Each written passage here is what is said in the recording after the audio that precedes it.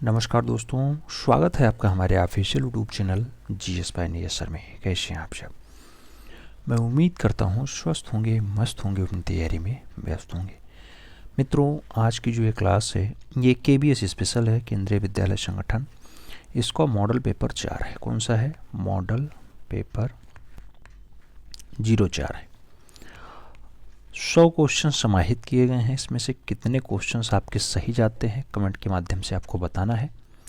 Channel पे नए हैं तो चैनल को सब्सक्राइब कर लें, बेल आइकन प्रेस कर लें, जिससे कि नोटिफिकेशन आपको टाइम से मिले और आप चैनल का भरपूर लाभ टाइम से ले सकें।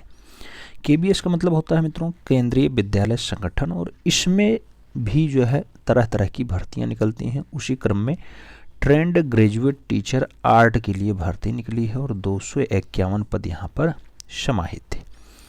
पेपर आपका 12 से 14 तारीख में है, 12 से 14 फरवरी के मध्य है, तो उससे पहले खूब तगड़ी तैयारी क्यों ना करा दी जाए, जिससे आपका ज़्यादा से ज़्यादा फ़ायदा हो सके। आप जानते हैं कि भर्तियां आती हैं जाती हैं, लेकिन सबसे अच्छी भर्ती अगर काउंट की जाए तो केंद्रीय विद्यालय संगठन होता है, क्योंकि ये सेंटर की भर्ती होती है। इसमें कोई जो है हस्तक्षेप नहीं होता कि आज आयोग के सदस्य नहीं हैं, आज अभी डेट नहीं आई। अभी जस्ट फॉर्म आया है, फॉर्म आने के 1 से 1.5 महीने के भीतर ही, कुल मिला के अभी 3 माह नहीं हुआ है और पेपर होने जा रहा है। पेपर होने के 1 ही महीने में हमें लग रहा है पूरा रिजल्ट भी आ जाएगा। लंबी चौड़ी भर्ती है और उसमें जो है प्रोसेस भी बहुत लंबा है, प्री मेंस इंटरव्यू सब कुछ चलेगा, समझ लीजिए। तो हर एक टाइप के प्रश्नों को यहाँ समाहित किया गया है। उम्मीद करता हूँ आप लोगों को पसंद आएगा।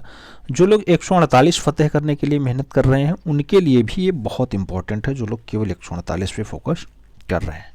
याद रखिएगा 148 में मात्र 125 क्वेश्चन हो जाते हैं, माइनस मार्किंग वहाँ भी नहीं है, माइनस मार्किंग यहाँ भी नहीं है।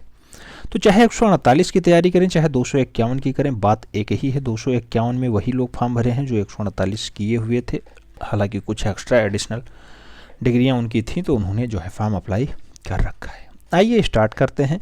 पहला क्वेश्चन आपकी स्क्रीन पे है। पूछा जा रहा है नटराज की प्रतिमा किस शैली से संबंधित है? जो भगवान नटराज की कांस्य प्रतिमा मिली थी उसका संबंध क्या था? तो याद रखिएगा ऑप्शन दिया गया पल्लव, चोल, राष्ट्रकूट और पांड्य। आपको बताना होगा कि जो तांडव नृत्य करते हुए भगवान नटराज को दर्शाया गया था वो किस काल की मूर्ति है? तो आपको जो सही जवाब लगाना होगा मित्रों वो लगाना होगा चोलवंशीय शासक। तो सही जवाब सी के साथ देना होगा, सी इज द राइट आंसर लगाना। बढ़ेंगे अगले क्वेश्चंस की तरफ। 2 नंबर क्वेश्चन आपकी स्क्रीन पे है। आपसे पूछा जा रहा है निम्नलिखित में से किस सामग्री का उपयोग जगन्नाथ की मूर्तियों में किया गया? नाम दिया गया पत्थर, धातु, तांबा और लकड़ी। आप जानते हैं भगवान जगन्नाथ भुवनेश्वर से 56 किलोमीटर दूर स्थित हैं। बहुत फेमस जगह है जिसका नाम होता है पुरी। पुरी उड़ीसा में स्थित है, कलिंगा वाला बेल्ट होता है। और यहाँ पे जो भगवान जगन्नाथ हैं कृष्ण, बलराम और सुभद्रा के साथ बैठे हुए हैं। मूल रूप से वो काष्ठ प्रतिमा है, काष्ठ प्रतिमा। और काष्ठ प्रतिमा मतलब काठ मतलब होता है लकड़ी, तो काठ मतलब लकड़ी, लकड़ी की प्रतिमा है। सही जवाब डी के साथ लगाइए, D is the right answer बनाइए। बढ़ेंगे अगले क्वेश्चन की तरफ। अगला क्वेश्चन 3 नंबर आपकी स्क्रीन पे ये रहा। पूछा जा रहा है मेवाड़ शैली में चित्रित चित्र जो है मारू रागनी का चित्रकार कौन है? नाम दिया गया उत्कल राम है, नीरुद्दीन है, शाहाबुद्दीन है और निहाल चंद है। मारू रागनी की अगर बात करते हैं, मेवाड़ शैली का बढ़िया वाला डाटा होता है मित्रों, और ये जो चित्रकार है उसका नाम है शाहाबुद्दीन। तो आपको सही जवाब शाहाबुद्दीन के साथ लगाना होगा, B is the right answer बनाना होगा। बढ़ेंगे अगले क्वेश्चन की तरफ। 4 नंबर क्वेश्चन आपकी स्क्रीन पे रहा। पूछा गया विष्णु की मूर्ति में गदा का प्रतिनिधित्व किसने किया? नाम दिया गया सहचारी ने किया, सहचर ने किया, अलौकिकता ने किया या फिर वाहन ने किया। आप जानते हैं विष्णु की मूर्ति में गदा का जो प्रतिनिधित्व है मित्रों वो मूल रूप से सहचारियों ने किया है, सहचारियों ने। हिंदू धर्म में विष्णु बढ़िया परमेश्वर माने जाते हैं, आप जानते हैं ब्रह्मा विष्णु महेश यही 3 देवता सबसे अच्छे माने जाते हैं। तो उसमें जो है पद्म यानी कमल लिए रहते हैं। आप जानते हैं भगवान विष्णु बाएं हाथ में कमल लिए रहते हैं और दाहिने हाथ में गदा। गदा मतलब होता है कौमुदकी, तो याद रखिएगा कौमुदकी मतलब सहचारी। तो गदा सहचारी का प्रतिनिधित्व करता है। सही जवाब फर्स्ट के साथ लगाना होगा। बढ़ेंगे अगले क्वेश्चंस की तरफ। 5 नंबर क्वेश्चन आपकी स्क्रीन पे ये रहा। आपसे पूछा गया 5 नंबर क्वेश्चन कि शैल उत्कीर्ण रथ मंदिरों का निर्माण डडडाट से संबंधित है। नाम दिया गया बलुआ पत्थर, चूना पत्थर, ग्रेनाइट पत्थर या फिर संगमरमर। शैल उत्कीर्ण जो रथ मंदिर बनाए गए मित्रों मूल रूप से किसका संबंध है उससे? तो आप याद रखिएगा महाबलीपुरम के म्यूजियम में रखे हुए हैं, सब के सब ग्रेनाइट पत्थर से बने हुए हैं। तो आपको सही जवाब ग्रेनाइट पत्थर लगाना होगा, B is the right answer बनाना होगा। जैसे आप जानते होंगे भित्तीय रचना होती है, अर्जुन रथ होता है, ये चौकोर अलंकरण में बनाया गया, और जो है भीम रथ होता है ये फिर चैत्यों की भित्ति बनाया गया है। ऐसे बहुत सारे रथ हैं, आप देखेंगे जो है 3 मंजिला 4 मंजिला तक रथ हुआ है। अंतिम रथ होता है सहदेव रथ। सहदेव रथ भी मूल रूप से अपने आकर्षण के लिए बहुत बढ़िया जाना जाता है, बहुत अच्छे से जाना जाता है। तो ग्रेनाइट पत्थरों में ये सब बने हुए हैं। सही जवाब आपको बी के साथ लगाना होगा। अगला क्वेश्चन 6 नंबर आपकी स्क्रीन पे ये रहा, ब्लैक पैगोडा में भारी पहियों से कितने जोड़े हैं? आपको बताना है ब्लैक पैगोडा में भारी पहियों के कितने जोड़े हैं। भारी पहिया मतलब लंबे चौड़े पहिए, कहाँ पे हैं, कितने हैं? आपको बताना 12 जोड़े हैं, 16 जोड़े हैं, 10 जोड़े हैं या फिर 14 जोड़े हैं। मित्रों आप जानते हैं ब्लैक पैगोडा कोणार्क मंदिर को कहा जाता है। कोणार्क का सूर्य मंदिर जो है मूल रूप से, कोणार्क कहाँ पे है? कोणार्क उड़ीसा वाला है, याद रखिएगा। सूर्य मंदिर एक JNK में भी है। तो कोणार्क उड़ीसा वाला जो है उसमें भारी भारी जोड़े हैं और 12 चक्के लगे हुए हैं। तो 12 भारी चक्के लगे हुए हैं, याद रखिएगा। प्रत्येक चक्के में 8 तीलियां भी हैं, 8 तीलियां भी हैं, याद रखिएगा, 8 तीलियां भी। ठीक है, तो सही जवाब फर्स्ट के साथ लगा लीजिए। अगर बहुत डीप पूछेगा तब ये पूछेगा, नहीं तो नहीं पूछेगा। अगर पूछ लिया जाए ये ब्लैक पैगोडा का जो रथ है मूल रूप से इसे कितने घोड़े खरीद रहे हैं या खींच रहे हैं, तो खींचने की अगर बात हो तो 7 घोड़े खींचते हैं इसे, 7 घोड़े। ठीक है, 7 घोड़े। आगे बात करते हैं प्रश्न संख्या 7 की। 7 नंबर क्वेश्चन आपकी स्क्रीन पे रहा मित्रों। 7 नंबर क्वेश्चन कह रहा है बैकुंठ पेरुमल मंदिर कहाँ स्थित है? बैकुंठ पेरुमल मंदिर कांचीपुरम में है, मदुरई में है, तंजावुर में है या फिर मल्लापुरम में है? आपको बताना बैकुंठ पेरुमल मंदिर कहाँ स्थित है। बैकुंठ पेरुमल मंदिर की अगर बात करते हैं मित्रों तो पल्लव शासकों की राजधानी रही है कांचीपुरम, और कांचीपुरम में ही जो है पेरुमल मंदिर है। तो सही जवाब आपको फर्स्ट के साथ लगाना होगा, ए इज द राइट आंसर लगाना होगा। बढ़ेंगे अगले क्वेश्चंस की तरफ। 8 नंबर क्वेश्चन आपकी स्क्रीन पे रहा। पूछा गया उस विकल्प की पहचान करें जो भारतीय मंदिरों का सही कालक्रम अनुसार जो है प्रदान किया गया है। आपको बताना है मुक्तेश्वर मंदिर पहले आएगा कि कोणार्क मंदिर पहले आएगा, कि राजरानी मंदिर पहले आएगा या कोणार्क मंदिर पहले आएगा, परशुरामेश्वर मंदिर पहले आएगा या फिर मूल रूप से कोणार्क मंदिर पहले आएगा। इन चारों में आपको यही ढूंढ लेना है सबसे पहले कौन सा मंदिर आएगा, बस आपका काम बन जाएगा। याद रखिए जो परशुरामेश्वर मंदिर है ये लगभग 750 ईस्वी के आसपास का डाटा है, 750। ये जो है परशुरामेश्वर मंदिर जो है ये मूल रूप से कहाँ पे है? कलिंग में, यानी उड़ीसा में, उड़ीसा में। ठीक है, भुवनेश्वर उड़ीसा में। मुक्तेश्वर मंदिर जो है ये 900 ईस्वी के आसपास का डाटा है। जो मुक्तेश्वर मंदिर है ये 900 ईस्वी के आसपास का डाटा है, ये 900 ईस्वी। ये परशुरामेश्वर मंदिर है ये 750 ईस्वी के आसपास का डाटा है। लिंगराज मंदिर तो आप जानते हैं 900 से 1100 मंदिर, ये लिंगराज मंदिर जो है ये 900 से 1100 ईस्वी के मध्य बना है। ठीक है, तो ये लिंगराज मंदिर हो गया। और राजरानी मंदिर आप जानते हैं 1100 से 2500 ईस्वी के आसपास, सॉरी 1100 से 1225 ईस्वी के आसपास कहाँ है आपका राजरानी मंदिर। ये राजरानी मंदिर जो है आपका 1100 से एबव ही गया, यानी 1250 तक गया, 1250 तक गया। तो इस टाइप से आप जो सही जवाब लगाइएगा वो परशुरामेश्वर, मुक्तेश्वर, लिंगराज, राजरानी और कोणार्क लगाइएगा। कोणार्क सबसे नया वाला है, 1100 से 1250 के आसपास जो है बनता है। 1200 कारीगर मिल करके जो है कोणार्क मंदिर को बनाते हैं। कितने? 1200 कारीगर, याद रखिएगा। आगे बढ़ते हैं, प्रश्न संख्या 9 की बात हो रही है। 9 नंबर क्वेश्चन कह रहा है प्रसिद्ध नटराज मंदिर कहाँ स्थित है? प्रसिद्ध नटराज मंदिर कहाँ स्थित है? नाम दिया गया मदुरई में है, कन्याकुमारी में है, चिदम्बरम में है या फिर कुंभकोणम में है। आपको सही जवाब बताना है नटराज मंदिर कहाँ पे। आप जानते हैं मित्रों कि नटराज मंदिर जो है चोल शासकों ने बनवाया है और चिदम्बरम में स्थित है। तो आपको सही जवाब बी के साथ देना होगा, B is the right answer बनेगा, B is the right answer बनेगा। कृष्णदेवराय के द्वारा मूल रूप से बताया जाता है कि उत्तरी गोपुर में इसे बनवाया गया था। ठीक है, तो सही जवाब बी के साथ बनाओ। अगला क्वेश्चन 10 नंबर आपकी स्क्रीन पे रहा। पूछा गया तेजपाल और बिमल शाही जिसे वास्तुपाल कहा जाता है इसका मंदिर स्थित है। नाम दिया गया अजमेर में है तेजपाल और बिमल शाही मंदिर, माउंट आबू में है, उदयपुर में है या फिर जोधपुर में है। आपको सही जवाब देना है मित्रों। अगर बात करते हैं दिलवाड़ा का जैन मंदिर कहाँ स्थित है? आप जानते हैं माउंट आबू में है, तो वही तेजपाल और बिमल शाही भी है। सही जवाब बी के साथ नहीं सी के साथ लगाओ, सी इज द राइट आंसर बनाओ। फिर बढ़ेंगे अगले क्वेश्चन की तरफ। 11 नंबर क्वेश्चन आपकी स्क्रीन पे ये रहा। आपसे पूछ रहा है 11 नंबर क्वेश्चन, शिव को समर्पित कंदरिया महादेव का मंदिर डाडाडार निर्माण काल राजवंश के समय में किया गया। चोल वंश, सुंग वंश, चंदेल वंश या फिर पल्लव वंश। आपको बताना है कंदरिया महादेव का मंदिर किसने बनाया। कंदरिया महादेव के मंदिर की अगर बात करते हैं मित्रों तो जो है एक गंडक देव होता है, विद्याधर चंदेल शासकों को जो है बीच में आता है और मूल रूप से कौन बनवाता है? तो चोल शासक बनवाते हैं। कंदरिया महादेव मंदिर कौन बनवाता है? चंदेल शासक बनवाते हैं। चोल क्यों बनवाएंगे? चंदेल शासक। कितना ऊंचा है कंदरिया महादेव मंदिर? 117 फुट ऊंचा है, 117 फीट ऊंचा है और 66 फीट इसकी चौड़ाई है, 66 फीट इसकी चौड़ाई है, याद रखिएगा। ठीक है, आगे बात करते हैं। 12 नंबर क्वेश्चन आपकी स्क्रीन पे रहा। आपसे पूछ रहा है मित्रों कि भारत सरकार ने वर्ष 2007 में एक प्रसिद्ध छापा कलाकार को मरणोपरांत पद्म भूषण दिया। पद्म भूषण उपाधि से अलंकृत किया, उसका नाम बताइए। नाम दिया गया 2007 के लिए मकबूल फिदा हुसैन, रामकिंकर बैस, सोमनाथ और के लक्ष्मागौड़। आपको सही जवाब बताना है और आप जानते हैं कि 2007 में पद्म भूषण सोमनाथ और को दिया गया है, तो आपको सही जवाब बी के साथ लगाना होगा। वही सोमनाथ और जिनका जन्म जो है 1921 के आसपास चिटगांव बांग्लादेश में होता है। कहाँ पे होता है?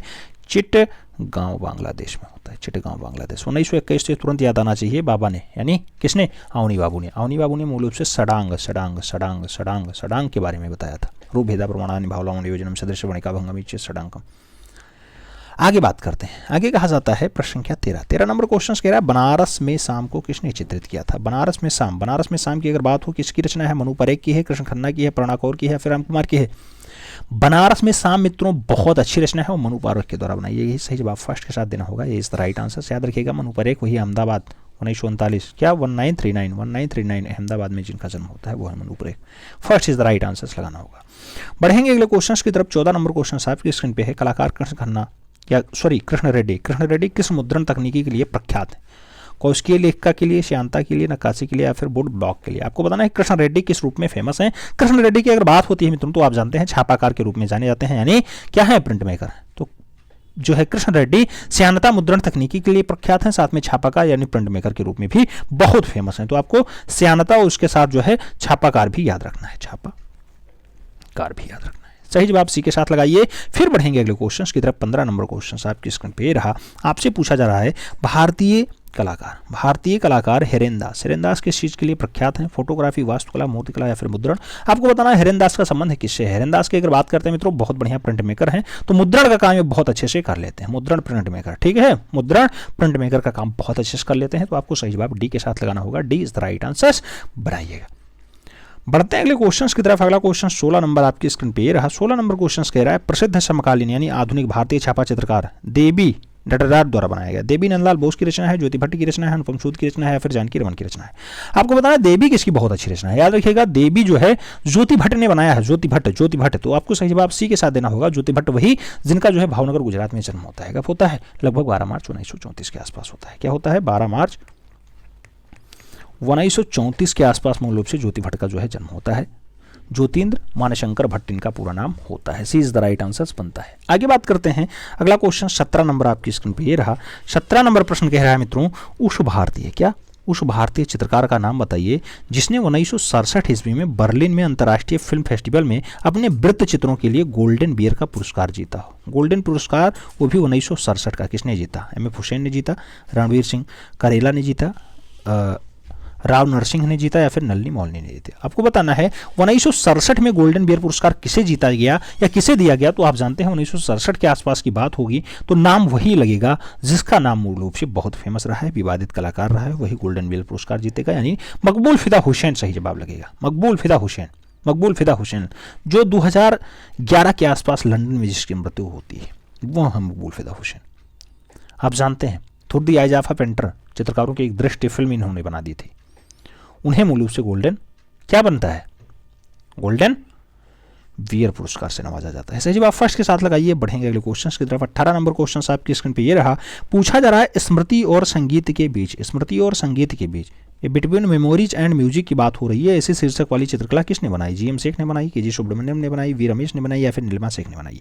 आपको बताना है स्मृति के साथ आप जानते हैं संगीत को लगा दिया जाए तो जी.एम. शेख के साथ आंसर लगाना होगा, यानी Ghulam Mohammed Sheikh. First is the right answer. बढ़ेंगे अगले क्वेश्चन की तरफ। 19 नंबर क्वेश्चन आपकी स्क्रीन पे ये रहा।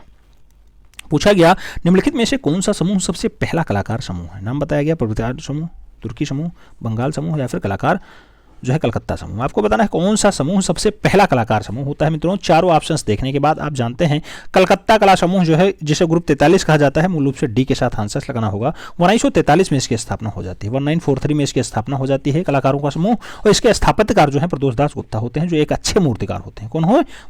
प्रदोष दास गुप्ता। ठीक है, आगे बात करते हैं। प्रश्न संख्या 20 की बात होगी। 20 नंबर क्वेश्चन आपकी स्क्रीन पे ये रहा। पूछा जा रहा है नंदलाल बसु को किस विश्वविद्यालय ने 1950 ईस्वी में डीलेट का सर्वोच्च सम्मान दिया? विश्व भारती शांति निकेतन ने दिया, बनारस हिंदू विश्वविद्यालय ने दिया, प्रयागराज इलाहाबाद विश्वविद्यालय ने दिया या फिर अलीगढ़ विश्वविद्यालय ने मास्टर मोसाई को जो है डीलेट की उपाधि दी है। डीलेट की उपाधि आप जानते हैं कि एक अच्छी उपाधि मानी जाती है और इसे BHU ने दिया है। BHU सही जवाब लगाना होगा। B H U is the right answer.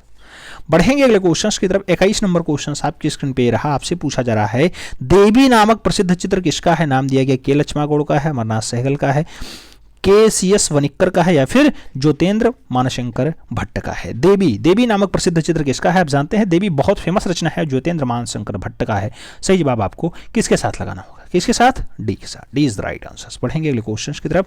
प्रश्न संख्या 22 की बात हो रही है। 22 नंबर क्वेश्चन मित्रों आपसे पूछ रहा है कि कांगड़ा शैली का चित्र है नंद यशोदा और कृष्ण के साथ गोकुलवासी वृंदावन जाते हुए, ऐसा चित्र किस समय का है? 1785 से 90 का है, 1730 से 40 का है, 1800 से 1810 का है, या फिर 1810 से 1820 का है? कांगड़ा शैली का चित्र है नंद यशोदा कृष्ण, साथ में सब गोकुलवासी जो है जा रहे हैं कहाँ पे जा रहे हैं? वृंदावन जा रहे हैं। ऐसा दृश्य जो है 1785 19। सही जवाब लगाइएगा 1785 से 90 की।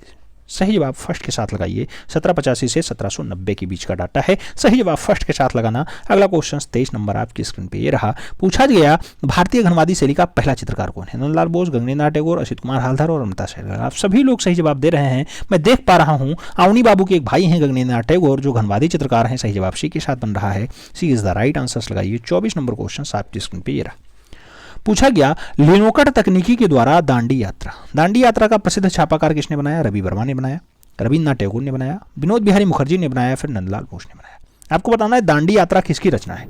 दांडी यात्रा की अगर बात होती है मित्रों तो लिनोकट वाली दांडी यात्रा जो है मास्टर मोशाय ने बनाया है, यानी नंदलाल बोस ने बनाया। सही जवाब डी के साथ बैठ रहा है। D is the right answer हो रहा है। अगला क्वेश्चन प्रश्न संख्या 25 है। पूछा जा रहा है बंगाल कला शैली किस तकनीकी से जानी जाती है? नाम दिया गया तैलीय विधि, वाष्प चित्रण विधि, लघु चित्रण विधि, या फिर टेम्परा विधि। बंगाल कला शैली की अगर बात करते हैं तो जो तकनीकी है मित्रों वो मूल रूप से तकनीकी है वाष्प चित्रण विधि। बंगाल मतलब अवनी बाबू मतलब वाष्प चित्रण विधि। तो सही जवाब आपको सी के साथ देना होगा। सी इज द राइट आंसर बनाना होगा। बात करते हैं अगले क्वेश्चन की तरफ। 26 नंबर क्वेश्चन आपकी स्क्रीन पे है। सती नामक पेंटिंग किसके द्वारा बनाई गई थी? नाम दिया गया राम कुमार ने बनाया, मास्टर मोशाय ने बनाया, रामेश्वर ब्रूटा ने बनाया, फिर विनोद बिहारी मुखर्जी ने बनाया। सती रचना आपसे पूछा गया है और सती आप जानते हैं बहुत अच्छी रचना होती है मित्रों। नंदलाल बोस जो मूल रूप से अवनी बाबू के शिष्य होते हैं उन्होंने बनाई है। सही जवाब सी के साथ लगाओ। सी इज द राइट आंसर पाओ। अगला क्वेश्चन 27 नंबर आपकी स्क्रीन पे रहा। गगनेन्द्र नाथ टैगोर किस आधुनिक कला आंदोलन से संबंधित थे? नाम दिया गया अति यथार्थवाद, जंगलवाद, घनवाद, या फिर तंत्र कलावाद। गगनेन्द्र नाथ टैगोर की बात हो रही है। आप जानते हैं कि घनवाद मूल रूप से भारत के पहले कलाकार जो है गगनेन्द्र नाथ टैगोर माने जाते हैं घनवादी। तो सही जवाब आपको बी के साथ देना होगा। B is the right answer से लगाना होगा। B is the right answer लगाना होगा। आगे बात करते हैं। 28 नंबर क्वेश्चन आपकी स्क्रीन पे ये रहा। आपसे पूछा जा रहा है भारत भवन भोपाल में ललित कलाओं के रूपांकर संग्रहालय में पीछे कौन दूरदर्शी था? आपको बताना जे स्वामीनाथन थे, के सी एस पणिक्कर थे, एम एफ हुसैन थे, या फिर ज्योति भट्ट थे। आपको बताना है भारत भवन भोपाल में जो ललित कला के रूपांकर संग्रहालय है उनके पीछे दूरदर्शी कौन था? तो आपको सही जवाब अगर बात करें तो इसका सही जवाब जो मिलेगा मित्रों वो मिलेगा जे स्वामीनाथन के साथ। J Swaminathan is the right answer. First is the right answer. पढ़ेंगे अगले क्वेश्चन की तरफ। अगला क्वेश्चन 29 नंबर आपकी स्क्रीन पे रहा। पूछा गया वर्ष 1907 में ओरिएंटल आर्ट सोसाइटी की स्थापना किसने की? बी हैवले ने की, अवनी बाबू टैगोर ने की, या फिर गगनेन्द्र नाथ टैगोर ने की, या फिर रविन्द्रनाथ टैगोर ने की। आप जानते हैं 1907 के आसपास जो है ओरिएंटल आर्ट सोसाइटी की स्थापना किसके द्वारा की जाती है? तो वह जो सोसाइटी है मूल रूप से अवनी बाबू के द्वारा की जाती है। तो सही जवाब अवनी बाबू लगाइएगा। याद रखिएगा ओरिएंटल आर्ट सोसाइटी 1907 के आसपास जो है अस्तित्व में आती है, 1907 के आसपास। तो सही जवाब आपको सी के साथ देना होगा। सी इज द राइट आंसर बनेगा। बढ़ेंगे अगले क्वेश्चन की तरफ। इसके पहले जो अध्यक्ष बनाए जाते हैं लॉर्ड किशनर बनाए जाते हैं। याद रखना लॉर्ड किशनर। अध्यक्ष कौन बनते हैं? लॉर्ड किशनर। ठीक है, पहले अध्यक्ष बनाए जाते हैं। आगे बात करते हैं। 30 नंबर क्वेश्चन आपकी स्क्रीन पे है। आपसे पूछ रहा है हरीशचंद्र को किसने चित्रित किया था? नाम दिया गया अमृता सहगल, जामिनी राय, रवि वर्मा और अवनीन्द्र नाथ टैगोर। हरिश्चंद्र की अगर बात होती है मित्रों तो बहुत अच्छी रचना है और मूल रूप से राजा रवि वर्मा की रचना है। सही जवाब आपको बी के साथ देना होगा। बढ़ेंगे अगले क्वेश्चन की तरफ। 31 नंबर क्वेश्चन आपकी स्क्रीन पे है। मशहूर चित्रकला शकुंतला के बारे में सही जवाब का चयन कीजिए। पीछे की ओर मुड़कर कांटा हटाने के बहाना करती महिला, एक महिला और हंस, एक दीपक के साथ महिला या फिर हाथ में वीणा लिए महिला। आप जानते हैं जो शकुंतला है बहुत अच्छी रचना है और शकुंतला को जो दर्शाया गया है राजा रवि वर्मा के द्वारा वो पीछे मुड़ के कांटा हटाने के बहाना कर रही है महिला, ऐसा दर्शा दिया गया है। First is the right answer बन रहा है। अगला क्वेश्चन 32 नंबर आपकी स्क्रीन पे ये रहा।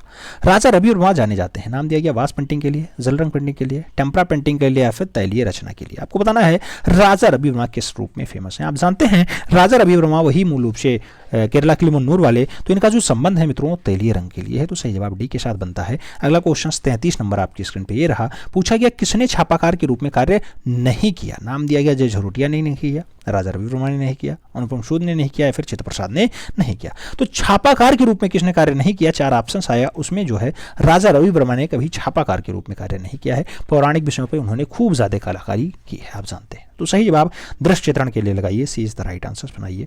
और काम खूब अच्छे से किया, व्यक्ति चित्रण हो, दृश्य चित्रण हो, धार्मिक पौराणिक विषयों पर चित्रण हो, लेकिन छापाकार के रूप में कार्य नहीं किया। अगला क्वेश्चन 34 नंबर आपकी स्क्रीन पे ये रहा। पूछा गया भारत में लिथोग्राफी मुद्राणय की स्थापना करने वाले पहले कलाकार कौन थे। नाम दिया गया नंदलाल बोस थे, राजा रवि वर्मा थे, विनोद बिहारी मुखर्जी थे या फिर रविन्द्रनाथ टैगोर थे। लिथोग्राफी मुद्राणय की स्थापना किसने की, आपको आंसर्स देना था और आप जानते हैं कि राजा रवि वर्मा ने 1894 के आसपास 1894 के आसपास मुंबई में जो है एक लिथोग्राफी प्रेस एस्टेब्लिश की थी। तो सही जवाब सी के साथ लगाइएगा। बढ़ेंगे अगले क्वेश्चन की तरफ। अगला क्वेश्चन 35 नंबर आपकी स्क्रीन पे ये रहा। मुगल कालीन चित्र बाबर सोन नदी को पार करता हुआ ऐसा चित्रकार किसका है। आपको बताना है बाबर सोन नदी पार कर रहा है, ये किसने बनाया, बसावन ने, दसवंत ने, अबू समद ने या फिर जगन्नाथ ने। सही जवाब आपको देना है मित्रों। चारों ऑप्शंस देखने के बाद सोन नदी को पार करा रहा है बाबर और मूल रूप से जगन्नाथ ने ऐसा दृश्य दर्शा दिया है। सही जवाब आपको डी के साथ लगाना होगा, D is the right answer बनाना होगा। आगे बात करते हैं। प्रश्न संख्या 36 आपकी स्क्रीन पे ये रहा। 36 नंबर क्वेश्चन आपसे पूछ रहा है भारत में निम्नलिखित स्थानों से प्राप्त प्रेस के ओलियोग्राफी प्रिंट दिखाई गई है। डच, जो है इटली, जर्मनी और इंग्लैंड। आपको बताना है प्रेस से ओलियोग्राफी प्रिंट की गई है। प्रेस से ओलियोग्राफी जो प्रिंट स्टार्ट होती है राजा रवि वर्मा के द्वारा स्टार्ट होती है, इसकी जो तकनीकी है जर्मनी वाली है। तो सही जवाब आपको जर्मनी के साथ देना होगा, सी इज द राइट आंसर लगाना होगा। अगला क्वेश्चन 37 नंबर आपकी स्क्रीन पे ये रहा। 37 नंबर क्वेश्चन कह रहा है किस कलाकार ने अलाग्री नायडू से कला का प्रशिक्षण प्राप्त किया। अलाग्री नायडू किसके कलाकार गुरु रहे। नाम दिया गया रविन्द्रनाथ टैगोर, नंदलाल बोस, राजा रवि वर्मा, ई बी हैवले। आपको बताना है अलाग्री नायडू से कला की शिक्षा किस कलाकार ने ग्रहण की। चारों नाम देखने के बाद राजा रवि वर्मा के साथ आंसर लगा लीजिएगा, B is the right answer बना लीजिएगा। बहुत सारे लोग मानते हैं, बहुत सारे लोग नहीं मानते हैं, लेकिन अब आंसर्स बार बार माना जाता है तो आंसर्स ही लगाना होगा। हालांकि कई किताब पढ़ने के बाद आपको पता होगा कि अलाग्री नायडू ने कहा था कि हम जो है प्रशिक्षण का कार्य देखने नहीं देंगे, रंग की तुलिका तक मिलाने नहीं देते थे, किस रेशियो में उन्होंने मिलाया है। फिर भी राजा रवि वर्मा बहुत अच्छे और योग्य कलाकार हुए और भारत ही नहीं विश्व में भी प्रसिद्धि प्राप्त की। अगला क्वेश्चन 38 नंबर कहा जा रहा है ब्रिटिश सरकार का कला शिक्षा के पीछे क्या उद्देश्य था। नाम दिया गया अजंता भित्ति चित्रों को महत्व बताना, हस्तशिल्पी को बढ़ावा देना, भारतीय कला को प्रोत्साहित करना या फिर अकादमिक यथार्थवाद को दर्शाना। ब्रिटिश सरकार का कला शिक्षा के पीछे क्या उद्देश्य रहा। तो मित्रों जो ब्रिटिश सरकार रही उसके कला शिक्षा के पीछे जो उद्देश्य रहा है मूल रूप से अकादमिक यथार्थवाद को बढ़ावा देना। तो सही जवाब आपको पूछा डी के साथ देना होगा, D is the right answer बनाना होगा। अगला क्वेश्चन 29 नहीं 39 नंबर है आपकी स्क्रीन पे। पहाड़ी केंद्रों में सर्वप्रथम जो शैली अस्तित्व में आई वह है बसोहली शैली, चंबा शैली, नूरपुर शैली या फिर कांगड़ा शैली। पहाड़ी शैली की अगर बात करते हैं तो सबसे पहली शैली जो आती है वो अस्तित्व में आती है, उसका नाम होता है बसोहली शैली, जो लोक कला पर आधारित शैली होती है। कौन सी, लोक कला पर आधारित शैली। सही जवाब ए के साथ लगाइए, first is the right answer बनाइए। फिर बढ़ेंगे अगले क्वेश्चन की तरफ। अगला क्वेश्चन 40 नंबर आपकी स्क्रीन पे रहा। आपसे पूछा जा रहा है बसोहली चित्र शैली का जो है प्रतिकृति चित्र है राजा कृपाल देव, राजा ध्रुपद देव, राजा रंजीत देव या फिर राजा बलवंत सिंह। आपको बताना है बसोहली शैली चित्रों का प्रकृति चित्रण है, प्रकृति जो चित्रण है मित्रों वो मूल रूप से आएगा किसके साथ। आप जानते हैं कि राजा ध्रुवदेव के साथ आएगा। ध्रुवदेव, राजा ध्रुवदेव प्रकृति चित्रण के लिए बिल्कुल सही जवाब बनेगा बी के साथ, B is the right answer लगाना। अगला क्वेश्चन 41 नंबर आपकी स्क्रीन पे ये रहा। बसोहली में शीश महल बनवा करके उसे चित्रित करने का काम किसने किया। बसोहली में शीश महल बनवाया, उसको चित्रित करने के साथ साथ सजवाया किसने। महेंद्र पाल ने, कृपाल पाल ने, अमृत पाल ने या फिर अजीत घोष ने। आपको सही जवाब देना है मित्रों। चारों ऑप्शंस पढ़ने के बाद आप महेंद्र पाल के साथ आंसर्स लगाएंगे, first is the right answers बनाएंगे। बढ़ेंगे अगले क्वेश्चंस की तरफ। 42 नंबर क्वेश्चन आपकी स्क्रीन पे ये रहा। पूछा गया लघु चित्रकला में कांगड़ा शैली, Kangra school of miniature painting का संरक्षक कौन था। नाम दिया गया सामंत सिंह थे, संसार चंद थे, राजा अनिरुद्धाचार्य थे या फिर राजा कृपाल पाल थे। आपको बताना है क्या Kangra school of miniature painting को जो है प्रोत्साहन किसने दिया, कुल मिला के संरक्षण किसने दिया, तो आप जानते हैं संसार चंद्र के शासनकाल में ऐसा हुआ है। तो सही जवाब आपको बी के साथ देना होगा, B is the right answer बनाना होगा, B is the right answer. बढ़ेंगे अगले क्वेश्चन की तरफ। 43 नंबर क्वेश्चन आपकी स्क्रीन पे है। आपसे पूछा जा रहा है रागमाला। रागमाला शैली में चित्रण का विषय नहीं है, नाम दिया गया रामायण नहीं है, महाभारत नहीं है, रसिक प्रिया नहीं है, फिर पंचतत्व नहीं है। तो कांगड़ा शैली में जो चित्रण का विषय नहीं है मित्रों, वो मूल रूप से क्या नहीं है, तो पंचतंत्र नहीं है। आप जानते हैं पंचतत्व का चित्रण कांगड़ा शैली में नहीं हुआ है मित्रों। रामायण, महाभारत, रसिक प्रिया, शिव पुराण, हरिवंश पुराण, श्रीमद् भागवत, ये सब खूब ज़्यादा हुआ है। ठीक है, कांगड़ा शैली को इसीलिए रसों का काव्य कहा जाता है। क्या रसों का नहीं, रंगों का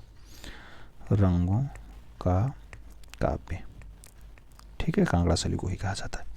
आगे बात करते हैं 44 नंबर क्वेश्चन आपकी स्क्रीन पे रहा। 44 नंबर क्वेश्चन आपसे क्या पूछ रहा है घुमान नैन सो खुशहाल मन को फुत्तो परखू देखू किस शैली के चित्रकार थे। नाम दिया गया गुलेर शैली, कांगड़ा शैली, बसोली शैली, चंबा शैली। चार नाम आपको सही जवाब बताना है मित्रों। जो सही जवाब बनेगा घुमान नैन सो खुशहाल मन को फुत्तो परखू देखू जो है ये कांगड़ा शैली के चित्रे हैं। तो सही जवाब सी के साथ लगाओ। अगला क्वेश्चन 45 नंबर आपकी स्क्रीन पे ये रहा। पूछा जा रहा है केशव दास द्वारा लिखित कवि प्रिया प्रणय कथा किस शैली में चित्रित है। तो कवि प्रिया कोटा शैली में है, गुलेर शैली में है, बूंदी शैली में, या फिर कांगड़ा शैली में है। कवि प्रिया का जो चित्रण है मित्रों बहुत अच्छे से किया गया है। केशवदास की रचना है ये कवि प्रिया, आप जानते हैं, और कांगड़ा शैली में अच्छे से चित्रित किया गया। तो सही जवाब आपको किसके साथ लगाना होगा, डी के साथ लगाना होगा। D is the right answer बनाना। अगला क्वेश्चन 46 नंबर आपकी स्क्रीन पे ये रहा। पूछा जा रहा है जंतर मंतर का निर्माण किसने करवाया था। नाम दिया गया सवाई जयसिंह द्वितीय ने करवाया, एडविन लुटियंस ने करवाया, राजा जगत सिंह ने करवाया, या फिर कार्बूसियर ने करवाया। जंतर मंतर क्या करा बात करते हैं तो जंतर मंतर नई दिल्ली वाला है, और जंतर मंतर का जो निर्माण है सवाई जयसिंह द्वितीय के द्वारा करवाया जाएगा। तो सही जवाब फर्स्ट के साथ लगाना होगा, ए इज द राइट आंसर बनाना होगा। ठीक है, आगे बात करते हैं। 47 नंबर क्वेश्चन आपकी स्क्रीन पे ये रहा। आपसे पूछा जा रहा है राजस्थान के किस क्षेत्र की कला शैली पर जहांगीर और शाहजहांकालीन मुगल प्रभाव ज़्यादा दिखाई देता है। नाम दिया गया कोटा, बूंदी, उदयपुर, किशनगढ़, या फिर जयपुर। सही जवाब आपको देना है राजस्थान के किस क्षेत्र की कला शैलियों पे जो है जहांगीर और शाहजहांकालीन मुगल प्रभाव ज़्यादा आता है, ज़्यादा हावी है। तो सही जवाब बनेगा मित्रों जयपुर के साथ। D is the right answer बनाना होगा, सही जवाब डी के साथ लगाना होगा। अगला क्वेश्चन 48 नंबर आपकी स्क्रीन पे ये रहा।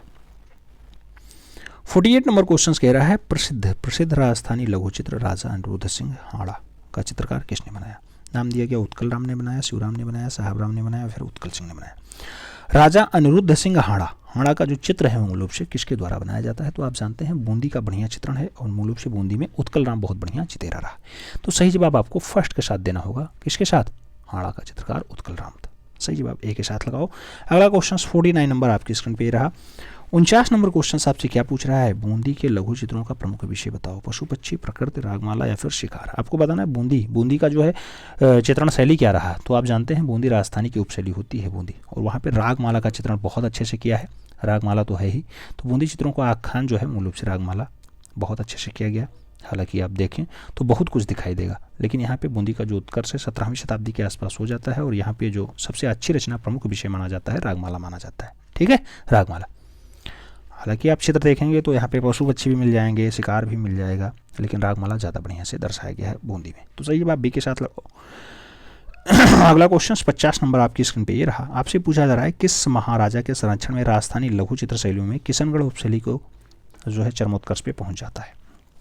राज सिंह के समय, भरत सिंह के समय, सामंत सिंह के समय, या फिर कल्याण सिंह के समय में जो है कौन सी शैली आपको बताना है किशनगढ़ शैली चरम पे पहुंचती है। तो किशनगढ़ शैली मूल रूप से सामंत सिंह के समय में पहुंचेगी। वही किशनगढ़ शैली जहाँ का क्या बहुत फेमस रचना है एक बनी ठनी आ ही गया, क्वेश्चन ही आ गया। अगला क्वेश्चन 51 नंबर। रागमाला चित्रण की विशेषता संरक्षण जो है मोहम्मद आदिल शाह द्वितीय द्वारा करवाई गई, क्योंकि उनकी रुचि डाट में थी। रुचि सुलेख में थी, नृत्य में थी, संगीत में थी, या फिर साहित्य में थी। सही जवाब आपको लगाना है। सही जवाब अगर बात करते हैं तो संगीत के साथ जाएगा, B is the right answer बनेगा।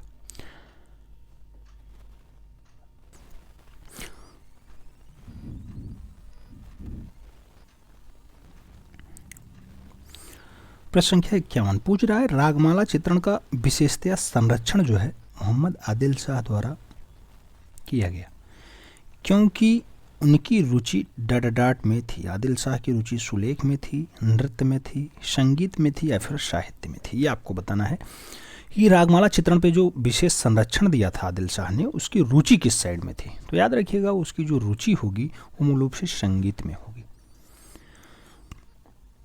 रागमाला आप जानते हैं कि जहाँ रागों से संबंधित खूब ज़्यादा डाटा, यानी संगीत से संबंधित खूब ज़्यादा डाटा बनाया जाए, तो सही जवाब उसका रुचि जो होगा संगीत के साथ होगा, B is the right answer बनेगा।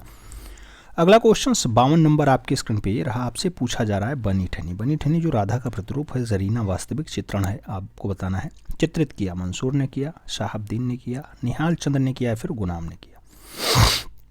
आपको बताना है बनी ठनी का चित्रण किसने किया। आप जानते हैं बनी ठनी का जो बढ़िया वाला चित्रण है वो निहाल चंद्र के द्वारा किया जाता है, और निहाल चंद्र आप जानते हैं कि इसी के लिए बहुत ज़्यादा फेमस भी हो जाता है, क्योंकि बनी ठनी को भारत की मोनालिसा भी कहा जाता है। और जरीना महिला का वास्तविक चित्र है ये बनी ठनी। सही जवाब बी के साथ देना होगा, B is the right answers लगाना। अगला क्वेश्चन 53 नंबर आपकी स्क्रीन पे ये रहा। आपसे पूछा जा रहा है मेवाड़ शैली का प्रमुख केंद्र कौन सा था। नाम दिया गया उदयपुर है, अजमेर है, जयपुर है और कोटा बूंदी है। मेवाड़ शैली का प्रमुख केंद्र कौन सा है, आपको सही जवाब देना है। मेवाड़ शैली का जो मुख्य केंद्र है मित्रों वो उदयपुर है, तो सही जवाब आपको फर्स्ट के साथ देना होगा, ए इज द राइट आंसर्स बनाना होगा। बढ़ेंगे अगले क्वेश्चन की तरफ। अगला क्वेश्चन 54 नंबर आपकी स्क्रीन पे ये रहा। पूछा जा रहा है राजस्थानी लघु चित्रों का उद्भव, जन्म, आरंभ किस काल यानी समयावधि में हुआ। नाम दिया गया 17वीं शताब्दी ईसा में हुआ।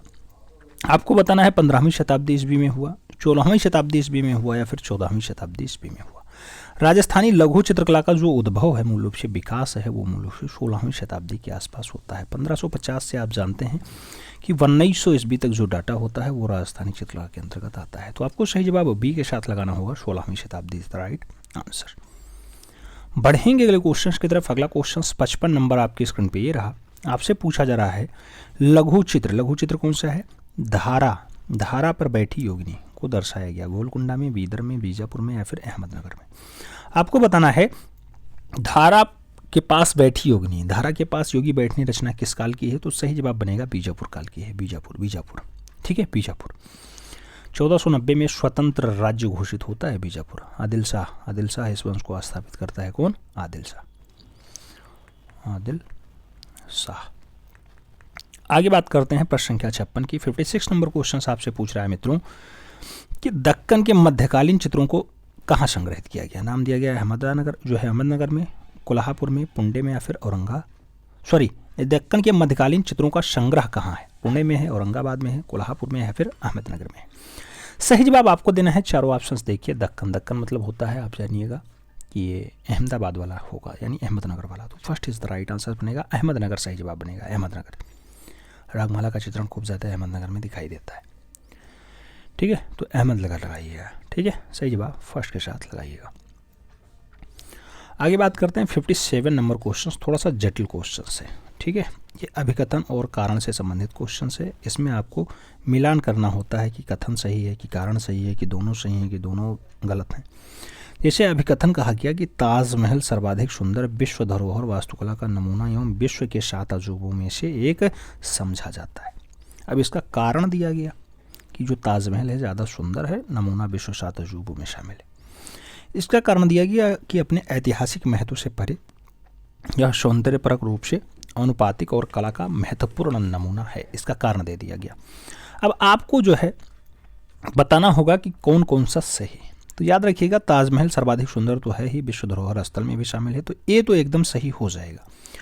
तो ए तो सही हो जाएगा, तो डी वाला ऑप्शन ए गलत है लिखा है, इसे काट दो। ए और आर दोनों सही हैं, ए सही है, ए और आर दोनों गलत है, तो ये गलत वाला काट दीजिए। अब बचेगा 2 ऑप्शन, ए सही है और आर गलत है या ए सही है और आर दोनों सही है।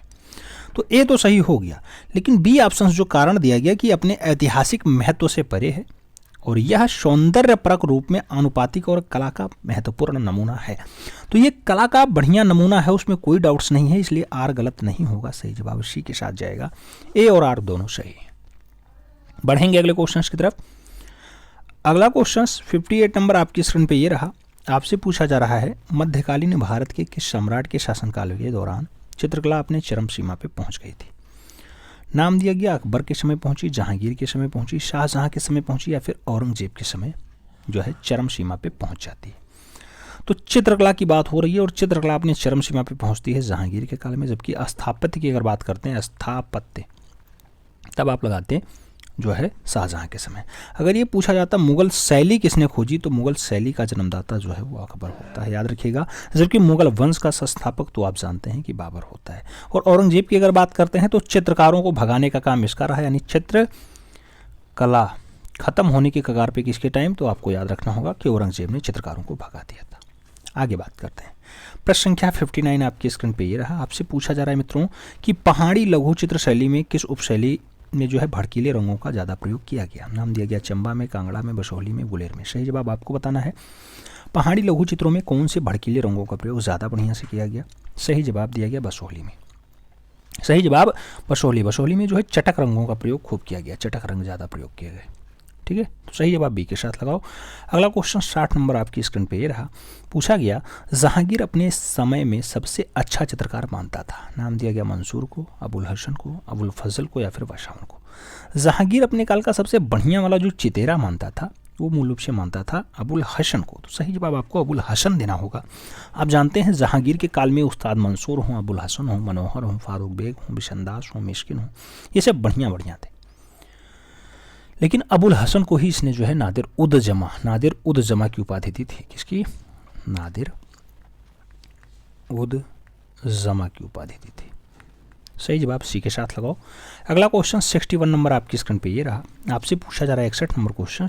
अबुल हसन की कृति है from A squirrel in a Chennai tree, कहाँ से संग्रहित है। नाम बताना है आपको कि from squirrel in a Chennai tree की बात करें तो विक्टोरिया अल्बर्ट संग्रहालय लंदन में रखा हुआ है, इंडियन ऑफिस लाइब्रेरी लंदन में रखा हुआ है, राष्ट्रीय संग्रहालय नई दिल्ली में है या फिर लेब्रू म्यूजियम पेरिस में है। सही जवाब आपको देना है। 4 ऑप्शंस पढ़िएगा, आपको जो आंसर सही लगे उससे लगाइएगा। सही जवाब यहाँ इंडिया ऑफिस लाइब्रेरी लंदन बनेगा, B is the right answer बनेगा।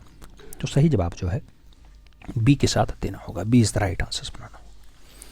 अगला क्वेश्चन 62 नंबर आपकी स्क्रीन पे ये रहा। 62 नंबर क्वेश्चन कह रहा है किस प्रसिद्ध मुगल सम्राट ने भारतीय कहानियों पे काम शुरू किया था। नाम दिया गया बाबर ने, जहांगीर ने, शाहजहां ने या फिर अकबर ने। भारतीय कहानियों पर मूल रूप से काम किसने स्टार्ट करवाया। तो सही जवाब बनेगा अकबर ने स्टार्ट करवाया। सही जवाब डी के साथ बनेगा। दीनी इलाही धर्म जिसने चलवाया वो है अकबर। आगे बात करते हैं 63 नंबर क्वेश्चन आपकी स्क्रीन पे रहा। आपसे पूछा जा रहा है मुगल सम्राट अकबर द्वारा आरंभ किया गया प्राचीनतम पांडुलिपि चित्रण निम्नलिखित में से कौन सा था। नाम दिया गया हमजानामा है, रज़्मनामा है, हरिवंश है या फिर तूतीनामा है। तो अकबर द्वारा स्टार्ट किया गया प्राचीनतम पांडुलिपि चित्र है। सही जवाब आपको देना है। तो हमजानामा होगा, first is the right answer होगा। बहुत महत्वपूर्ण है ये हमजानामा। 67.5 गुणे 50 सेंटीमीटर का सूती कपड़ा पे बढ़िया बनाया गया चित्रण है हमजानामा। सूती कपड़ा पे, किस पे? सूती कपड़े पर। आगे बात करते हैं तो 64 नंबर क्वेश्चन आपकी स्क्रीन पे रहा। 64 नंबर क्वेश्चन आपसे क्या पूछ रहा है मित्रों। तो आपसे पूछ रहा है कि सचित्र ग्रंथ है तारीख खानदानी तैमूरिया किस संग्रहालय में। तारीख खानदानी तैमूरिया की अगर बात करते हैं तो मूल रूप से अल्बर्ट म्यूजियम जयपुर दिया गया, राष्ट्रीय संग्रहालय नई दिल्ली दिया गया, खुदा बख्श पुस्तकालय पटना दिया गया और कला भवन बनारस दिया गया। तो आपको बताना है तारीख खानदानी तैमूरिया की अगर बात हो तो ये कहाँ पे रखा हुआ है। तो ये खुदा बख्श ओरिएंटल लाइब्रेरी है पटना में, तो वहीं रखा हुआ है। सही जवाब आपको सी के साथ देना होगा, सी इज द राइट आंसर लगाना होगा। आगे बात करते हैं 65 नंबर क्वेश्चन यानी 65 नंबर क्वेश्चन आपकी स्क्रीन पे रहा। आपसे पूछा जा रहा है 65 नंबर क्वेश्चन कि महाभारत का फारसी संस्करण नाम बताओ। नाम दिया गया आलमगीरनामा, नाम दिया गया रज़्मनामा, नाम दिया गया बादशाहनामा या फिर नाम दिया गया शाहनामा। महाभारत का फारसी संस्करण वाला जो नाम है मित्रों आप सब जानते हैं कि रज़्मनामा है। रज़्मनामा सही जवाब सी के साथ बनेगा, सी इज द राइट आंसर लगाना। अगला क्वेश्चन 66 नंबर आपकी स्क्रीन पे ये रहा। मुगल शैली में डाट का अभाव है। नाम दिया गया दरबारी दृश्य हैं, जानवरों के दृश्य हैं, अजंता या फिर अन्य। आपको बताना है जो मुगल शैली है यहाँ पे सभी ही खूब बने हैं। तो 2 ऑप्शंस हैं, 2 नहीं है तो 4 लिख लीजिए। सी वाला लिख लीजिए सभी ही ज़्यादा है। क्या है? सभी ही ज़्यादा है। दरबारी है ही, जानवर के चित्र हैं ही, तो सभी ही एक लगा लीजिए, एक लिखा लीजिए। डी वाला इनमें से कोई नहीं, इनमें से कोई नहीं। अब आंसर दीजिए, 4 ऑप्शंस हो गए। तो मुगल शैली का जो अभाव है मित्रों, मुगल शैली में डाट का अभाव है, दरबारी दृश्य का, जानवर का जो है सभी का, या फिर इनमें से कोई नहीं। तो आप जानते हैं कि मुगलिया शैली जो रही है नारी सभी कम बनाए गए हैं, नारियों के सभी कम बनाए गए, यानी नारी की रचना थोड़ी कम हुई है, नारी का चित्रण कम हुआ है। तो यहाँ सभी में नारी शब्द आगे जोड़ लीजिएगा, नारी सभी हो जाएगा। यही सही जवाब लगाइएगा, सी इज द राइट आंसर बनाइएगा। ठीक है, बाकी सभी चित्र हैं। आप जानते हैं कि अकबर खड़ा होकर अपना खूब ज़्यादा चित्रकारी कर पाया है, तो सभी तो खूब बने हैं लेकिन नारी सभी नहीं बने। तो नारी सभी आंसर्स लगाइए। अगला क्वेश्चन 67 नंबर आपकी स्क्रीन पे रहा। 67 नंबर क्वेश्चन कह रहा है कि प्रसिद्ध शैल उत्कीर्ण त्रिमूर्ति डाट में है। नाम दिया गया त्रिमूर्ति अजंता गुफा में है, एलिफेंटा गुफा में है, एलोरा गुफा में है, फिर बाघ गुफा में है। जो त्रिमूर्ति है मित्रों, वो त्रिमूर्ति कहाँ पे है? तो त्रिमूर्ति मूल रूप से पाई जाती है एलिफेंटा गुफा में। एलिफेंटा गुफा आप जानते हैं महाराष्ट्र, कहाँ पे है? महाराष्ट्र के औरंगाबाद के पास। अच्छा, गेटवे ऑफ इंडिया से 10 किलोमीटर दूर है बाबू। सही जवाब सी के साथ लगाना, धारापुरी इसका पुराना नाम होता है। आगे बात करते हैं, 68 नंबर क्वेश्चन आपकी स्क्रीन पे रहा। आपसे पूछा जा रहा है, इनमें से किस संग्रहालय में रावण कैलाश पर्वत हिलाते हुए चित्रकारी की गई है? भारतीय संग्रहालय कोलकाता में है, खुदाबख्श पटना में है, राष्ट्रीय संग्रहालय नई दिल्ली में है, या फिर सालार जंग संग्रहालय हैदराबाद में। रावण कैलाश पर्वत को हिला रहा है, ऐसा दृश्य मूल रूप से कहाँ पाया गया? तो सही जवाब बनेगा राष्ट्रीय संग्रहालय नई दिल्ली में पाया गया। सही जवाब आपको सी के साथ देना होगा, सी इज द राइट आंसर्स लगाना। अगला क्वेश्चन 69 नंबर आपकी स्क्रीन पे ये रहा। पूछा गया पत्थर की मार विजय मूर्ति किस गुफा में है? 15 नंबर, 26 नंबर, 20 नंबर या फिर 10 नंबर। आप जानते हैं पत्थर की मार विजय जो है मूल रूप से वो रखी हुई है 26 नंबर गुफा में। तो सी इज द राइट आंसर्स लगाना, सी इज द राइट आंसर बनेगा। अगला क्वेश्चन 70 नंबर आपकी स्क्रीन पे ये रहा। आपसे पूछा जा रहा है, अजंता गुफाओं की भित्ति चित्रों की अनुकृतियां सर्वप्रथम किस अंग्रेज चित्रकार ने बनाया? नाम दिया गया रॉबर्ट गिल ने बनाया, ग्रिफिथ्स ने बनाया, फर्ग्यूसन ने बनाया, फिर जेरक्को ने बनाया। भित्ति चित्रण की अनुकृतियों की बात हो रही है मित्रों, सबसे पहले किसने बनाया है? तो सही जवाब आपको लगाना होगा रॉबर्ट गिल ने बनाया। First is the right answer लगाइएगा, एक के साथ आंसर्स बनाइएगा। रॉबर्ट गिल जो है अजंता की जो वृत्तीय चित्रकारी है उसको जो है 1847 के आसपास जाते हैं करके आते हैं। आगे बात करते हैं, अगला क्वेश्चन 71 नंबर आपकी स्क्रीन पे ये रहा। 71 नंबर क्वेश्चन कह रहा है, भिक्षुक बुद्ध का प्रसिद्ध चित्र अजंता की किस गुफा में है? नाम दिया गया गुफा संख्या 1 में है, गुफा संख्या 17 में है, गुफा संख्या 9 में है, या फिर गुफा संख्या 16 में है। भिक्षुक बुद्ध की अगर बात होती है मित्रों तो आप जानते हैं कि गुफा संख्या 17 जिसे चित्रशाला कहा जाता है वहीं पर चित्रित है। तो सही जवाब सी के साथ देना होगा, सी इज द राइट आंसर लगाना होगा। अगला क्वेश्चन 72 नंबर आपकी स्क्रीन पे ये रहा। पूछा जा रहा है, टेम्परा जलरंगों का स्वर्णिम काल किस गुफा में दर्शाया गया? नाम दिया गया बाघ में है, जोगीमारा में, अजंता में, या फिर सिगरिया में। तो टेम्परा जलरंगों का स्वर्णिम काल किस गुफा में चित्रित किया गया? तो जो स्वर्णिम काल है मित्रों वो बढ़िया से दर्शाया गया अजंता में। अजंता वही है महाराष्ट्र औरंगाबाद 30 गुफाएं जहाँ पाई जाती हैं। ठीक है, आगे बात करते हैं। आगे बात करें तो 73 नंबर क्वेश्चन आपके स्क्रीन पे रहा। आपसे पूछा जा रहा है, रामकिंकर वैस द्वारा निर्मित जो है अधिकांश मूर्ति शिल्पी कहाँ है? नाम दिया गया जे स्कूल ऑफ आर्ट्स में है, कला भवन शांति निकेतन में है, government college of arts Kolkata में है, फिर रिजर्व बैंक ऑफ इंडिया नई दिल्ली में है। आपको बताना है रामकिंकर वैज का सबसे ज़्यादा डाटा कहाँ रखा हुआ है? तो आप जानते हैं अधिकांशतः जो मूर्ति शिल्प है वो कला भवन शांति निकेतन में रखा हुआ है। तो सही जवाब आपको बी के साथ देना होगा, B is the right answer लगाना होगा। अगला क्वेश्चन 74 नंबर आपकी स्क्रीन पे ये रहा। 74 नंबर कह रहा है, रेखाओं द्वारा भाव प्रदर्शन की शैली की विशेषता है? नाम दिया गया अजंता शैली, मुगल शैली, बाघ शैली, राजस्थानी शैली। तो रेखाओं द्वारा भाव प्रदर्शन की शैली की विशेषता रही है मित्रों, तो ऐसा भाव मूल रूप से अजंता शैली में ज़्यादा दर्शाया गया। सही जवाब फर्स्ट के साथ देना होगा, ए इज द राइट आंसर बनाना होगा। अगला क्वेश्चन 75 नंबर आपकी स्क्रीन पे ये रहा। 75 नंबर क्वेश्चन कह रहा है, प्रसिद्ध समकालीन यानी आधुनिक भारतीय मूर्ति शिल्प आकृति के कलाकार का नाम बताइए। नाम दिया गया पीबी जानकी रमन है, अमरनाथ सहगल है, धनराज भगत है, या फिर शंको चौधरी। आपको बताना है भारतीय मूर्ति शिल्प में आकृति किसने बनाई? तो आकृति की अगर बात हो मित्रों तो शंको चौधरी आराम से आंसर्स लगाना। शंको चौधरी एक भारतीय मूर्तिकार थे, याद रखना है। आगे बात करते हैं, अगला क्वेश्चन 76 नंबर आपकी स्क्रीन पे रहा। 76 यानी 76 नंबर क्वेश्चन आपसे कह रहा है कि ताजमहल की वास्तुकला सबसे विशिष्ट जो है विशेषता क्या है? तो ताजमहल की वास्तुकला की सबसे बढ़िया वाली विशेषता बाघ है कि समिति यानी समरूपता संतुलन है, इसके पीछे की कथा है, या फिर संगमरमर का उपयोग है। तो ताजमहल की वास्तुकला का सबसे विशिष्ट वाला जो उदाहरण माना जाता है वो मूल रूप से समिति माना जाता है, यानी समरूपता और संतुलन माना जाता है। आगरा शहर में स्थित है, आप जानते हैं कि ये मकबरा ही है। ठीक है, आगे बात करते हैं। अगला क्वेश्चन 77 नंबर आपकी स्क्रीन पे ये रहा। आपसे पूछा जा रहा है, किस मुगल शहंशाह या फिर किस मुगल शहंशाह के संरक्षण में प्रसिद्ध लघु चित्र विश्राम पक्षी पर बाज की रचना उस्ताद मंसूर ने की? हुमायूं के समय की, शाहजहां के समय की, अकबर के समय की, या फिर जहांगीर के समय की? आप जानते हैं बाज पक्षी बहुत अच्छी रचना है और बाज पक्षी को उस्ताद मंसूर ने बनाया है और जहांगीर के समय बनाया है। सही जवाब आपको डी के साथ देना होगा। बाज पक्षी राष्ट्रीय संग्रहालय नई दिल्ली में सुरक्षित भी है, ये भी डाटा आपको पूछा जाता है, याद रखना। अगला क्वेश्चन 78 नंबर आपकी स्क्रीन पे ये रहा। आपसे पूछा जा रहा है, मौर्य काल में निर्मित रामपुरवा बुल कैपिटल किसके बीच है? नाम दिया गया इंडिया संग्रहालय कोलकाता में है, राष्ट्रीय संग्रहालय दिल्ली में है, राज्य संग्रहालय लखनऊ में है, या फिर भारत कला भवन वाराणसी में। रामपुरवा बुल कैपिटल की अगर बात करते हैं कहाँ पे है तो सही जवाब बनेगा मित्रों रामपुरवा बुल कैपिटल जो है ये कहाँ पे रखा हुआ है? तो राष्ट्रीय संग्रहालय दिल्ली। सही जवाब बनेगा प्रवेश द्वार पे रखा हुआ है, प्रवेश द्वार पे। सही जवाब बी के साथ बनेगा। अगला क्वेश्चन 79 नंबर आपकी स्क्रीन पे ये रहा। 79 नंबर क्वेश्चन कह रहा है बुद्ध धर्म चक्र प्रवर्तन मुद्रा में संबंधित है। नाम दिया गया सांची में है, सारनाथ में, भरभूत में या फिर गंधार में। बुद्ध धर्म चक्र प्रवर्तन मुद्रा में है, बुद्ध धर्म चक्र प्रवर्तन मुद्रा में है, सारनाथ में दर्शाया गया है। आपको सारनाथ लगाना होगा, सही जवाब सी के साथ बनाना होगा, सी इज द राइट आंसर लगाना। आगे बात करते हैं, अगला क्वेश्चन 80 नंबर आपकी स्क्रीन पे ये रहा। आपसे पूछा जा रहा है किस स्तूप के तोरण द्वार विश्व प्रसिद्ध हैं। तोरण द्वार सारनाथ के फेमस हैं, सांची के फेमस हैं, भरभूत के फेमस हैं या फिर अमरावली के फेमस हैं। आपको बताना है तोरण द्वार कहाँ का ज़्यादा बढ़िया है। तो सांची वाला बहुत फेमस है, सांची वाला, सही जवाब सांची लगाना। सांची का स्तूप द्वार जो है बहुत फेमस है, तोरण द्वार बहुत फेमस है। विदिशा से 9 किलोमीटर उत्तर पश्चिम की ओर है, याद रखिएगा। सही जवाब सी के साथ लगाइए। अगला क्वेश्चन 81 नंबर आपकी स्क्रीन पे ये रहा। 81 नंबर क्वेश्चन आपसे क्या पूछ रहा है? पूछ रहा है अशोक कालीन किस स्तंभ में परगहे को राष्ट्रीय चिन्ह गौरव प्राप्त हुआ। कौशाम्बी स्तंभ में, रामपुरवा स्तंभ में, सारनाथ स्तंभ में या फिर लोहरा नंदनगढ़ स्तंभ में। आपको बताना है अशोक कालीन स्तंभ है, परगहे का चिन्ह कहाँ से मिला है। तो परगहे के चिन्ह की अगर बात होती है मित्रों तो सारनाथ स्तंभ ही लगाना। सही जवाब सी के साथ बनाना। अगला क्वेश्चन 82 नंबर आपकी स्क्रीन पे ये रहा। 82 नंबर क्वेश्चन आपसे पूछ रहा है भारतीय मूर्तिकला में शैलियों का सही कालक्रम अनुपात बताइए। मूर्तिकला है उसकी शैलियों का सबसे बढ़िया वाला अनुपात कौन सा है? ऑप्शंस दिया गया है कि मौर्य गुप्त शुंग कुषाण है, कि कुषाण मौर्य शुंग गुप्त है या फिर मौर्य शुंग कुषाण गुप्त है। तो मौर्य से तो स्टार्ट होगा, ये कंफर्म हो गया कि शुंग मौर्य गुप्त कुषाण है।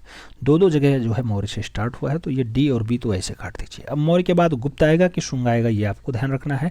तो मौर्य के बाद गुप्त आता है या शुंग आता है, आपको बताना है। मौर्य के बाद गुप्त आएगा कि शुंग आएगा। आप जानते हैं 323 ईसा पूर्व के बाद जो है डाटा स्टार्ट होता है मौर्य का, और शुंग का जो है 187 ईसा पूर्व से 80 ईसा पूर्व तक होता है। तो मौर्य के बाद शुंग आएगा, सही जवाब सी के साथ बनेगा, सी इज द राइट आंसर लगाना। अगला क्वेश्चन 83 नंबर आपकी स्क्रीन पे ये रहा। 83 नंबर क्वेश्चन क्या पूछ रहा है आपसे?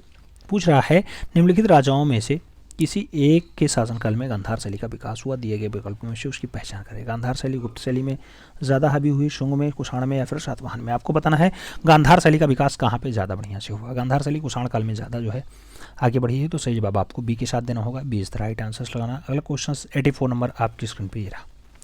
84 नंबर क्वेश्चन कह रहा है मोहनजोदाड़ो से प्राप्त प्रसिद्ध जो मूर्ति शिल्पी है मातृदेवी। मातृदेवी किस सामग्री से बनी है? लकड़ी से, धातु से, पत्थर से या फिर मृग मोती। आप जानते हैं जो मोहनजोदाड़ो से मातृदेवी पाई गई है, यानी मृतकों का टीला से जो मातृदेवी पाई गई वो मूल रूप से मढ़ मूर्ति से बनी हुई है। तो सही जवाब डी के साथ देना होगा, D is the right answer लगाना होगा। अगला क्वेश्चन 85 नंबर आपकी स्क्रीन पे रहा। 85 नंबर क्वेश्चन कह रहा है मोहनजोदाड़ो से प्राप्त विशाल स्नानागार की क्रमशः लंबाई, चौड़ाई और गहराई के लिए सही पहचान करना है आपको। 1170 मीटर, 690 और 240 है, या 1170, 690, 240 एम है, या 117, 79 और 24 है, या फिर 1170, 690 और 24 है। आपको सही जवाब देना है मित्रों, सही जवाब आपको देना है। इसमें अगर हम लोग सही जवाब की बात करते हैं तो दो ऑप्शन सेम है, किसी का एक जीरो आप हटा दीजिए, फिर आंसर अपना लगा लीजिए, याद रखिएगा। अगर हम लोग बात करते हैं लंबाई चौड़ाई की तो लगभग 180 फुट के आसपास जो है उत्तर से दक्षिण वाला है। और अगर आप सही से देखें तो इसका जो डाटा दिखाई देता है 54-86 मीटर हो जाएगा उत्तर से दक्षिण तक, और पूरब से पश्चिम तक जो है आपका ये लगभग 33 मीटर बनता है, 33 मीटर। और ऐसा डाटा कहीं दिया नहीं गया, तो 108 फुट बनेगा, फुट।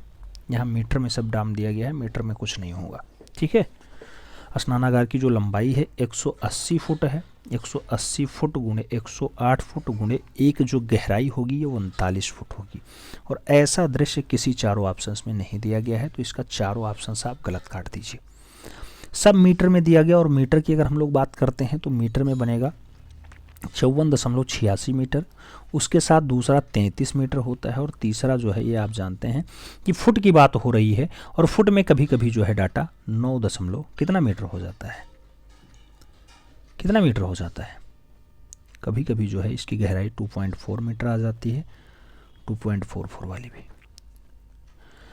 तो डाटा कई टाइप का है, इसमें आप सही जवाब फुट में अगर लगाइएगा तो 180, 108 और 39 लगाइएगा, ठीक है।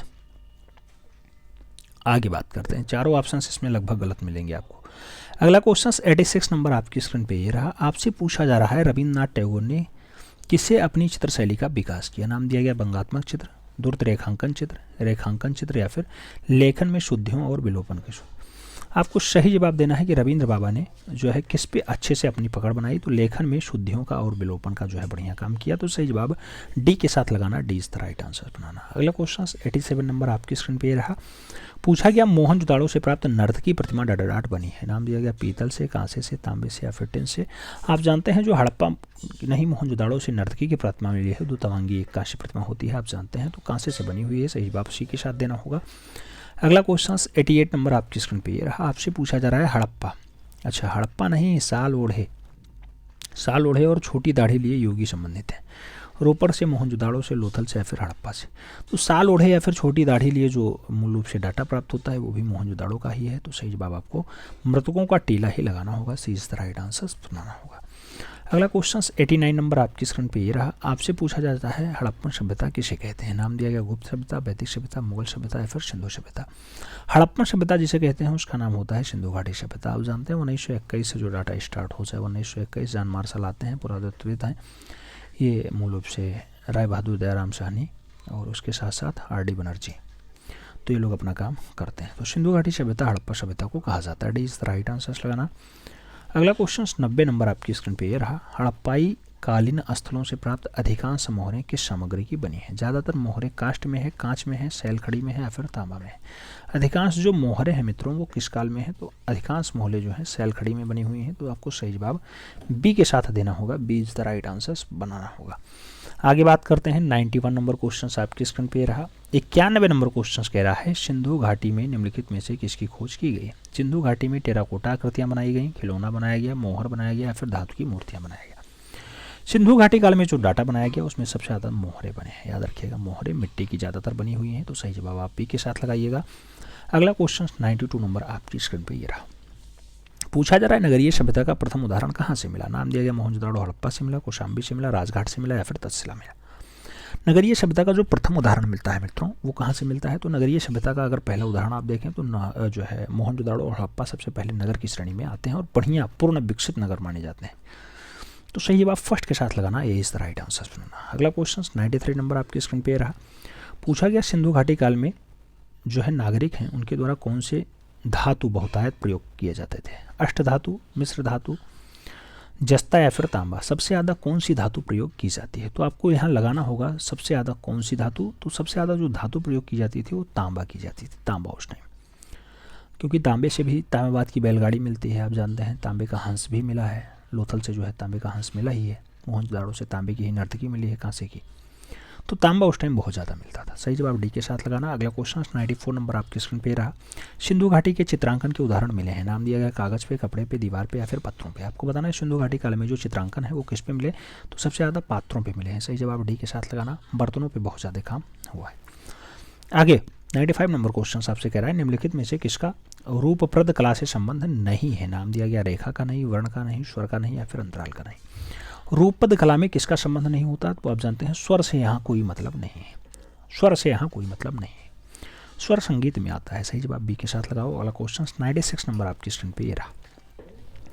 आपसे पूछा जा रहा है हड़प्पा संस्कृति के अवशेष कहाँ पे स्थित है। नाम दिया गया नेपाल में, पाकिस्तान में, चीन में या फिर अफगानिस्तान में। आप जानते हैं हड़प्पा संस्कृति है जो मित्रों उसका जो ज़्यादातर वो अवशेष पाया जाएगा वो पाकिस्तान वाला है। तो पड़ोसी राज्य है पाकिस्तान और वहीं पे जो है ज़्यादातर साक्ष्य पाए जाते हैं। तो सही जवाब आपको सी के साथ देना होगा। अगला क्वेश्चन 96 नंबर आपकी, अच्छा 96 तो हो गया, 97 नंबर आपकी स्क्रीन पे रहा। पूछा गया सिंधु घाटी सभ्यता से प्राप्त अधिकांशतः आभूषण किस सामग्री के बने हैं। नाम दिया गया पत्थर की मोती, प्लास्टिक की मोती, लकड़ी की मोती या फिर कांच की मोती। ज़्यादातर आभूषण किससे बने हुए हैं, तो सही जवाब यहाँ मित्रों बनेगा पत्थर के मोती से। सही जवाब फर्स्ट के साथ लगाना, ए इज द राइट आंसर बनाना। अगला क्वेश्चन 98 नंबर आपकी स्क्रीन पे रहा। 98 नंबर क्वेश्चन कह रहा है राजस्थान में स्थित समकालीन सिंधु घाटी सभ्यता का स्थल है। नाम दिया गया लोथल है, आहड़ है, हड़प्पा है या फिर धोलावीरा है। समकालीन सिंधु घाटी सभ्यता का जो स्थल है मित्रों वो कौन सा है, तो सही जवाब बनेगा कौन सा है, समकालीन। समकालीन राजस्थान में स्थित है समकालीन सिंधु घाटी सभ्यता, आहड़ आहड़ आहड़। सही जवाब आहड़ लगाना, सी इज द राइट आंसर बनाना। ठीक है, समकालीन है, आहड़ है, आहड़ है, आहड़। सही जवाब सी के साथ लगाना। अगला क्वेश्चन सेकंड लास्ट क्वेश्चन है, आपसे पूछ रहा है धौलावीरा। धौलावीरा एक पुरातात्विक स्थल है जो डाटाडाट अवधि में बना है या संबंध रखता है। धौलावीरा मौर्य काल का है, सिंधु काल का है, शुंग काल का है, फिर गुप्त काल का। आप जानते हैं धौलावीरा बहुत फेमस होता है और धौलावीरा वही है जिसे आर्यभट्ट साहब खोजते हैं 1969 के आसपास। तो ये सिंधु घाटी काल का है 1969 में जिसे खोजा जाता है। मनहर नदी के तट पर स्थित है। कच्छ के रण में पाया जाता है धोलावीरा। ठीक है, सिंधु घाटी काल का होता है। आर्यस बेस्ट खोजते हैं। सही जवाब सी के साथ। अंतिम क्वेश्चन आपके स्क्रीन पे 100 नंबर क्वेश्चन आपसे पूछ रहा है, हड़प्पन लिपि को किस नाम से जाना जाता है? नाम दिया गया देवनागरी लिपि, होयरोग्लिफ्स, ब्रेल या फिर इनमें से कोई नहीं। हड़प्पन लिपि की अगर बात होती है मित्रों तो आप सब जानते हैं कि हड़प्पन लिपि होरियोग्लिफ है, होरियोग्लिफ। तो सही जवाब इसी के साथ बनेगा, सी इज द राइट आंसर लगाइएगा। इसे चित्रलिपि कहा जाता है। इसका अर्थ होता है चित्रलिपि। कई जगह लिखा मिलेगा आपको चित्रलिपि। तो सही जवाब सी के साथ लगाना, सी इज़ द राइट आंसर बनाना। उम्मीद करता हूँ ओवरऑल जो आपका ये मॉडल पेपर 4 था, मॉडल पेपर 4 समझ में आया होगा। आपके कितने क्वेश्चन सही गए आपको कमेंट के माध्यम से जरूर छापना है। चैनल पे नए हैं तो चैनल को सब्सक्राइब कर लेना है, बेल आइकन प्रेस कर लेना है, जिससे कि नोटिफिकेशन आपको टाइम से मिले और आप चैनल का भरपूर लाभ टाइम से ले सकें। किसी भी वनडे एंट्रेंस की तैयारी कर रहे हो, लगभग जरूरी डाटा आपको यहाँ मिल जाने वाला है। आराम से सब कुछ चलने वाला है। अभी तो फिलहाल टीजीटी, पीजीटी 8 और कुछ एक्स्ट्रा डाटा भी आपको मिलने स्टार्ट हो चुके हैं।